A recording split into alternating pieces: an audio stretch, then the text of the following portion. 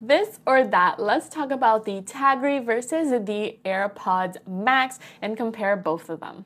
Let's start with the Tagry. So as you can see, you have this nice display up here which tells you how much power they have and how much is left in each one, which is super great. They're relatively small and fit in your ear like a glove with the silicone tip, and they snap back into place inside the case super easily. I definitely recommend these. These are really great. And now let's talk about the AirPod Max.